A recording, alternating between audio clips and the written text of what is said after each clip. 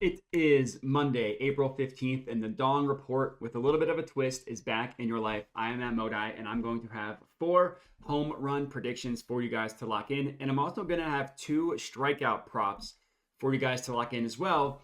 As of right now, we're calling that the whiff report to keep a little bit of symmetry going between the Dawn Report and the whiff report. But starting today, I'm going to be adding more props to my MLB daily videos aside from just home run props. Honestly, the success hasn't been there with home runs, so I wanted to switch things up a little bit, especially for the month of April, which is the coldest month of the year, which means it's the worst month of the year for home runs specifically. Last year, I didn't start doing home run predictions until May, and that's really when everything took off. So the hope here is for the last 2 weeks of April, we can start having success on home runs while the temperature gets hotter, while also adding in some strikeout props and having some success there as well. So a little bit of a longer intro than we normally have. But as for the strikeout props, obviously we don't have any data on that this year. As for the home run props, as I mentioned, it's been a rough year. At least yesterday we had a slight profitable day. I gave out 7 home run predictions, just played them very lightly in terms of unit size. I only got one of those 7 to cash. Thank you to Jose Altuve. Luckily, it was the juiciest play in terms of odds, so we were able to profit despite only hitting one. Granted, it was a very, very slight profit, but hey, better than how things had been previously. That brings our total loss on the year. We're down about 15, just below 15 units so far on these home run predictions. As I mentioned, it's been pretty brutal. Last year, we were up over 60 units, so hopefully the home runs can start to come. The dongs can start to get going. But I'm confident in the strikeout props that we have as well. I've been doing this lightly. Strikeout props on the year. I've had a minor bit of success. Not going to pretend it's anything crazy, but hopefully the more research I do into it, the more success we're going to have on strikeout props. So the way the format of the video is going to go, I'm going to start with my 4 home run predictions, and then I'm going to end with my 2 strikeout props as well. Everything will be officially tracked. The home runs are going to be played for a quarter unit, and the strikeouts are going to be played for a half unit. So again, a little bit of a longer preamble than normal. Again, I don't think that's a word. I think I like to just make up stuff. But if you're new to my channel, I would appreciate it if you could subscribe. I got some good things going for the MLB season, hopefully, so you're going to want to be along for the ride. And then for this specific video, if you could comment, that stuff helps me out a ton. Now we can get into our dong predictions. The first play that we're going to go ahead and lock in here is in the Nats versus Dodgers game.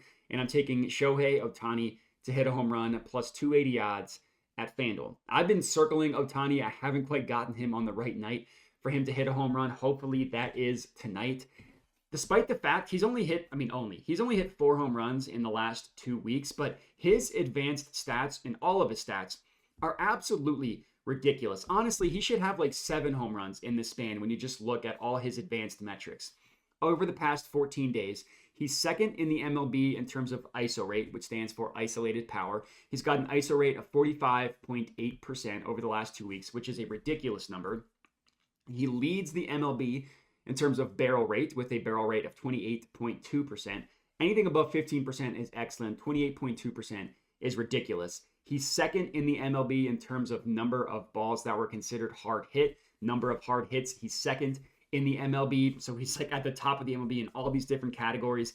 And even the more ancillary, not as important in terms of overall success, but what I do think is important for home runs specifically, all those advanced stats look good for Otani as well. He's got a fly ball ratio of 48.7%. Anything 45% and above is good, specifically for home runs. Like the best home run hitters are all 50% and above.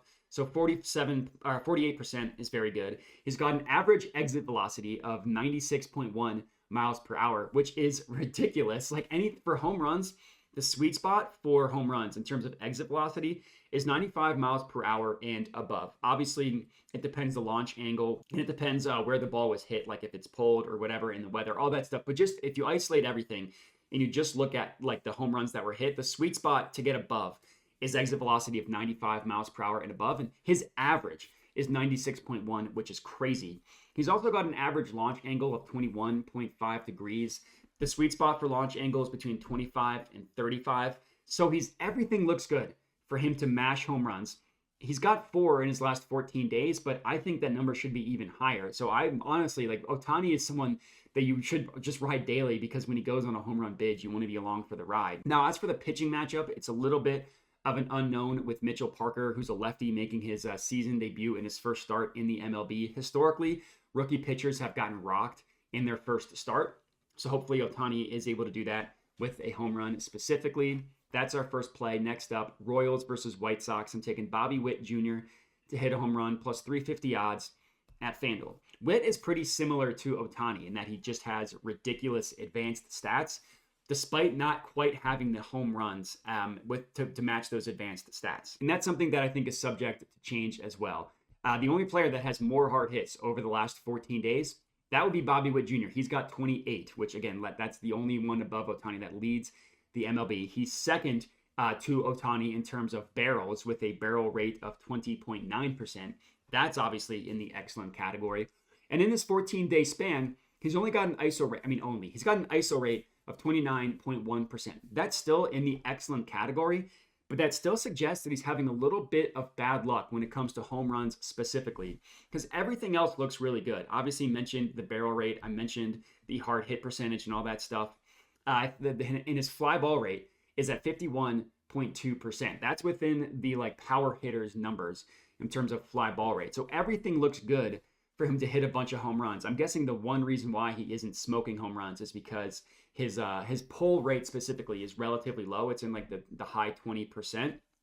Generally for home runs, you want your pull rate to be higher. But with how well he's been mashing the ball, I'm pretty comfortable rocking with him today. It's kind of funny. It's another situation where Witt's going up against a rookie pitcher making his first start, but that rookie pitcher is a right-hander, and Witt's ISO rate against right-handed pitching specifically is up to 35.6% in his last 14 days.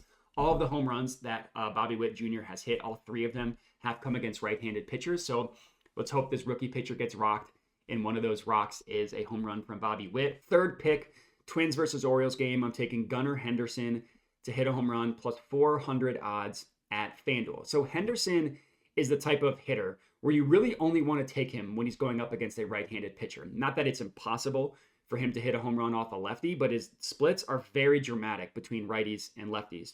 Over the past 14 days, his ISO rate against left-handed pitching is down to 11.1%. That is basically me at bat. Whereas you look at his ISO rate against right-handed pitching, it's up to 21.9% over the last 14 days, which still isn't in the excellent category, but it is in the good category, and it just shows how dramatic the difference is between righties and lefties. But there's even more than that. It's not just ISO rate. He's got a hard hit percentage of 54.5% against right-handed pitching. That's really, really good. Over half the time, he's getting a hard hit against righties. He's got a pull percentage against righties at 40.9% as well. That's generally pretty good for home runs, and that's especially good tonight because the winds in Baltimore are blowing towards right field. So he's a left-handed batter pulling the ball. That's just going to have it carry out of right field. Hopefully he can get one. He can get a fly ball out of those. He also has a barrel rate of 11.1%. That's in the good category, not quite excellent.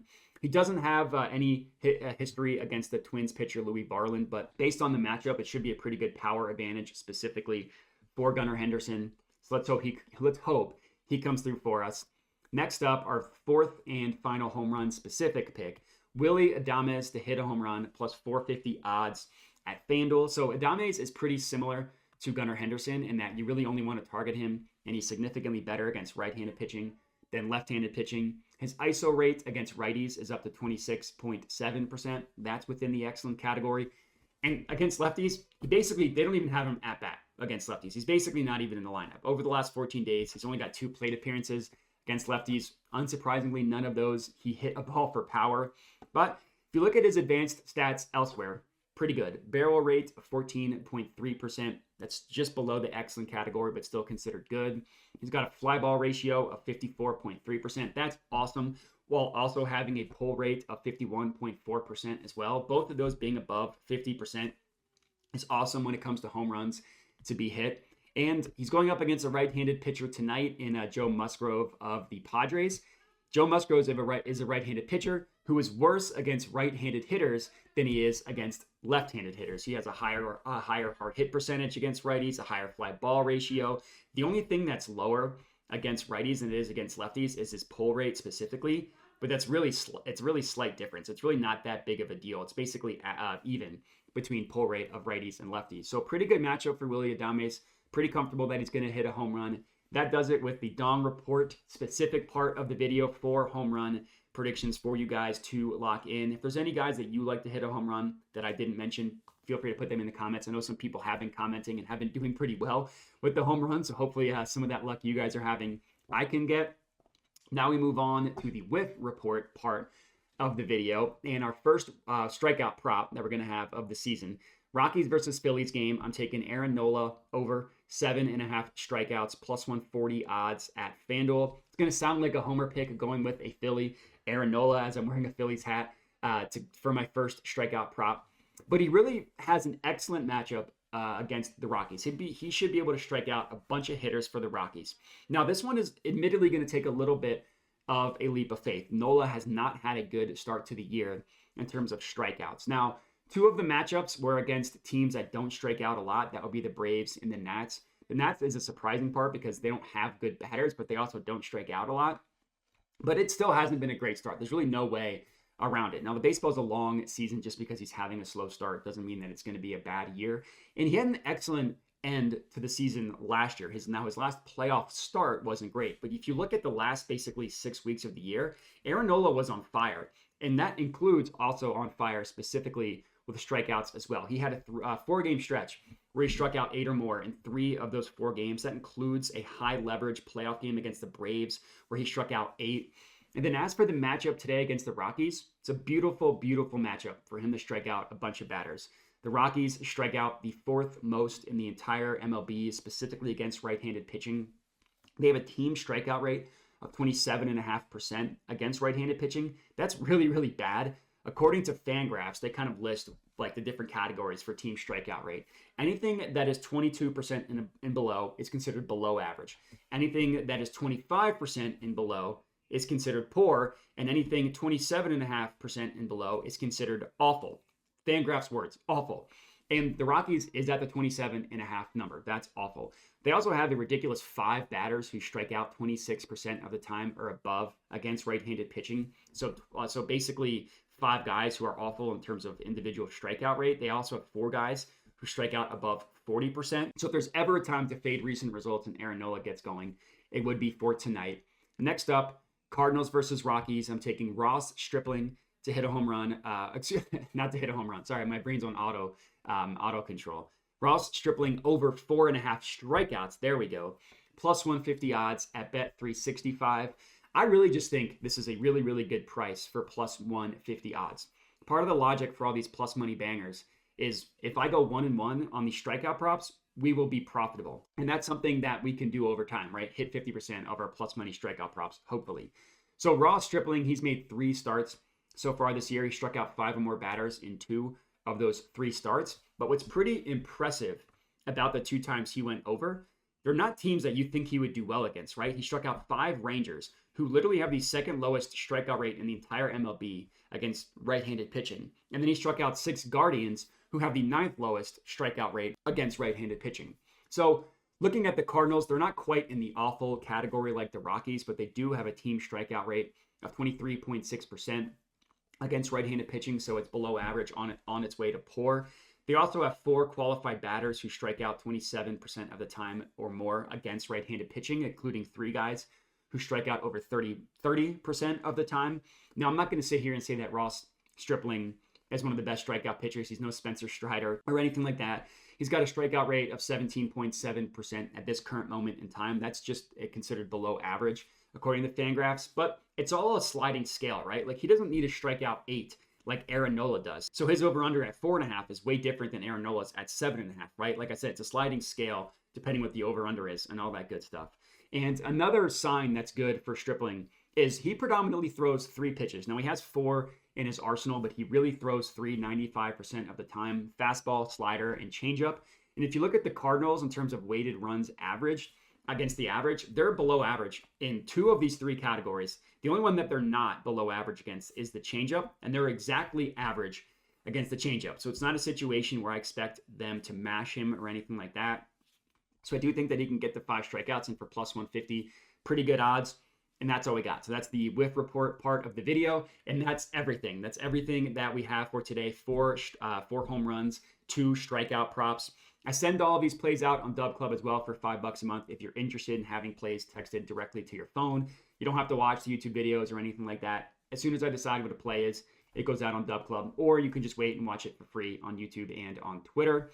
And that's all we got. Appreciate everybody for rocking with me, for tuning in, and have a good one.